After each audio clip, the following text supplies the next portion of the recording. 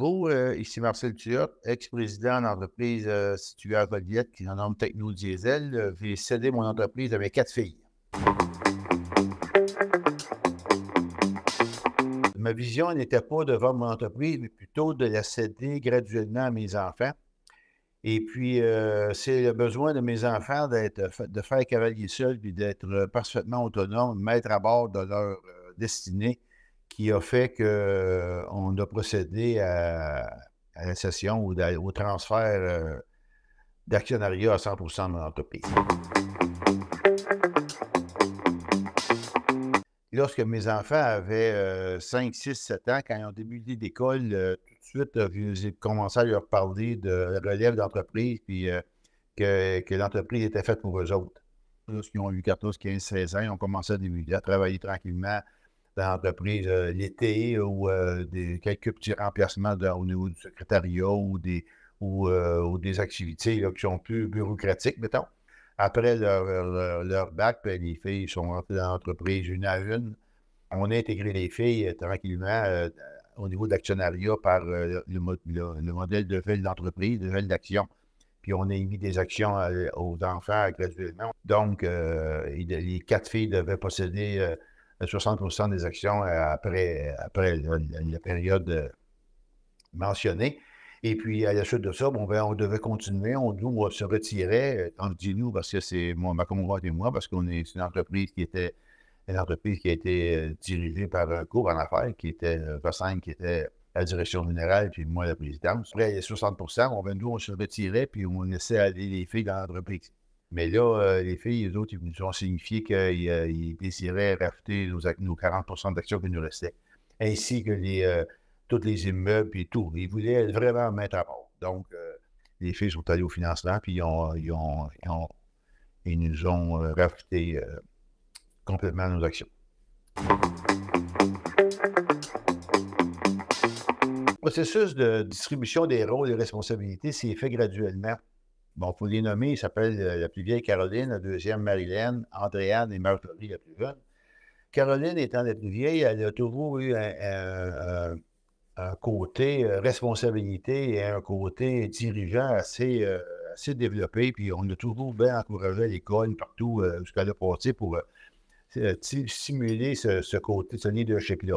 L'entreprise a été dotée d'un comité consultatif pour vérifier ces choses, mais au niveau des émotions et au niveau de la relation des personnes qui y travaillaient, les dirigeants, et aux futurs dirigeants, on a débuté un conseil de famille en 2001, puis c'est à partir de là que les rôles et les responsabilités ont été débattus. Et puis, c'est à partir de là que chacune des filles a pu s'exprimer dans ce qu'elle voulait réaliser, ce qu'elle se sentait bien, où elle pouvait avoir plein de manœuvres, etc. Là. Donc, à cette époque-là, en 2001, c'est Vassin qui est dans la direction générale, c'est Vassin qui possédait l'évaluation des filles dans leurs rôles respectifs. Et puis, quand est arrivé le moment où est-ce que Caroline a pu prendre le rôle, les discussions au conseil de famille sur comment je me situe, moi, face à est-ce que je suis d'accord à ce que Caroline ait ce poste-là, est-ce que je suis d'accord que Caroline devienne ma patronne, etc. Ces discussions-là ont tous eu lieu en conseil de famille. Le conseil de famille est accompagné par un couple de psychologues. On a réussi, moi, je peux considérer que pratiquement a réussi l'impossible de garder nos 4 filles actionnaires de façon égale dans l'entreprise, avec des rôles et responsabilités distincts, puis avec une organisation, une gouvernance qui est aujourd'hui bien établie. L'aspect de la famille en affaires a dû être traité en cours de route. Les 20 premières années d'entreprise, l'entreprise était présente partout, à la table, au souper, au déjeuner. Mais quand les filles sont arrivées dans l'entreprise, là, étant donné les émotions qui se géraient plus, là, c'est une autre chose. On a appris à séparer les choses. Puis le conseil de famille a joué un rôle important là-dedans parce qu'on avait un endroit pour adresser nos préoccupations et ça l'a aidé beaucoup à ce qu'on puisse séparer les choses pour faire en sorte que nos petits-enfants ne soient pas immergés trop rapidement dans une entreprise comme ça. réaliser on peut parler, mais on n'a plus d'autorité, on donne notre opinion de temps en temps, mais on n'a plus le même rôle qu'on avait avant. Accepter ça, ça a pris un certain temps. Mais étant donné que les filles, dans mon cas, étant donné que l'entreprise continuait à se développer dans la même philosophie, puis avec les mêmes valeurs, ça m'a beaucoup apaisé, ça m'a beaucoup aidé. Puis étant donné aussi que pour Vassin, que ma conjointe, que l'entreprise était bien vérée, bien ça nous a aidé à accepter ça. Ça amène un équilibre qui est plus sain, tu sais, comme nous, on était à la retraite vraiment, puis les filles sont au travail vraiment. C'est comme si chacun dans leur rôle. Fait que, on peut agir aujourd'hui comme des parents et aussi beaucoup plus comme des grands-parents. Ce qui m'a aidé au cours du processus, c'est, d'être accompagné, puis être accompagné, c'est de différentes façons. Moi, personnellement, mon accompagnement le plus important a été d'être membre du Groupement des chefs d'entreprise du Québec, qui est aujourd'hui entre FFPAB. La mission première de cette organisation-là, c'est de réunir des chefs d'entreprise pour qu'ils échangent entre eux autres puis progressent au niveau des d'échange d'expériences vécues. Il y a 40 ans, j'envisageais déjà la relève de mon entreprise avec nos filles.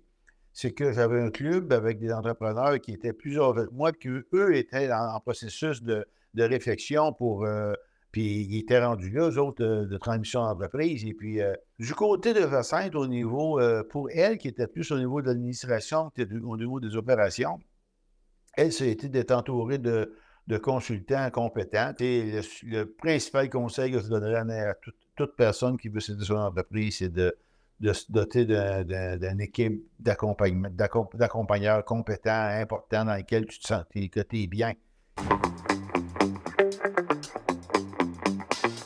Il y a eu beaucoup d'inquiétudes par rapport à ça, puis les employés, ils l'avaient nommé.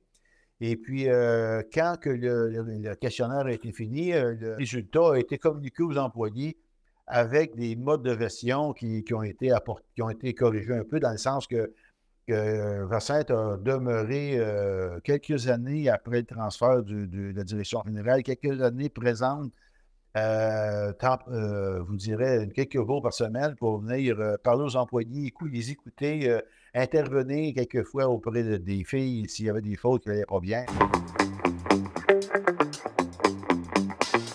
Le plus grand conseil que je vous donnerais, c'est de s'y prendre longtemps d'avance. Nous, Caroline avait du talent, elle avait beaucoup de détermination. Donc, avant de diriger l'entreprise, Caroline a travaillé 10 ans dans l'entreprise. 10 ans, c'est peut-être fort un peu, mais c'est pas tant que ça de trop. Une des réflexions très importantes dans ce transfert d'entreprise-là, puis dans le fait qu'on a laissé de la place à nos filles, c'est que lorsqu'on quitte l'entreprise, qu'on cède la direction, il faut que tu t'occupes à d'autres choses. On appelle ça des activités de remplacement. Au niveau du professionnel, on s'est mis à faire du mentorat. On a aussi quelques conseils du comité consultatif un peu pour s'occuper, puis en même temps pour utiliser nos connaissances.